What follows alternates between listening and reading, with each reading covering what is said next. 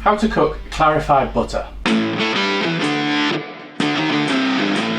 Hello everybody, my name is James Howe and this is Chef at Home, and welcome back to my masterclass. Today I've got another lesson for you. We're in the high 20s now, over a quarter of the way through the course that I've written out. So while we've got the momentum, let's crack on.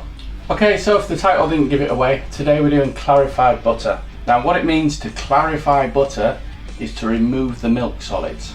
This is useful for sauces, it's used in baking for super rich doughs and cakes, some pastries. It's a technique used a lot in Middle Eastern and Asian cuisine. It's also made its way into some European things, potted shrimp, potted crab, pâtés, parfaits, that kind of thing. And it's really bloody easy to do.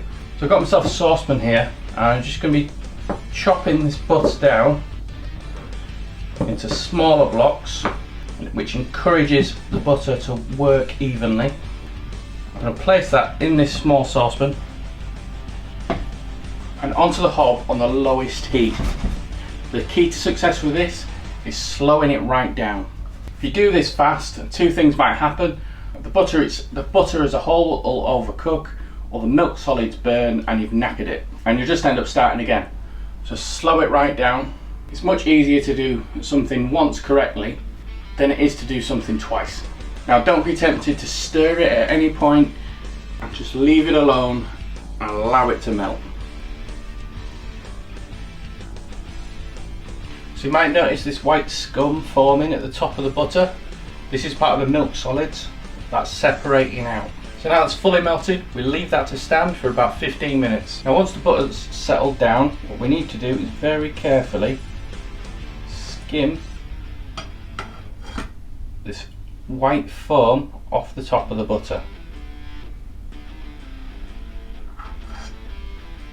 Once you through that layer, it's a lot clearer in this pan, but you should be able to just pick out at the bottom there's more of the milk solids at the bottom of the pan that are too heavy to float. So we now need to get rid of those. So to do that, grab ourselves a bowl and a fine sieve, and as an extra filtering measure, use something like a muslin cloth, some filter paper, and just put that at the bottom of the sieve,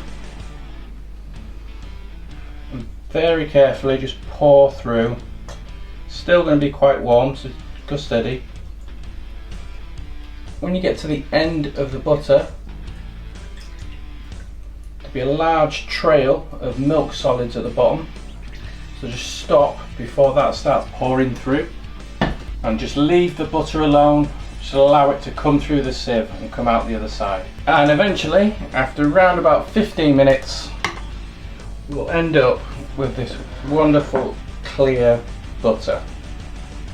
If it's not fully clear at this point, you can redo the filtering. Another thing you can do is set it in the fridge overnight in a clear container. And when you come back to it in the morning, you'll be able to see at the bottom it's set white, and hopefully a larger portion is set bright yellow at the top. But that is everything for today's lesson. We'll soon be coming up to our next set of practice dishes. Just a couple more tutorials to go before we get to that stage. But for now, thank you very much for watching, and I'll see you next week.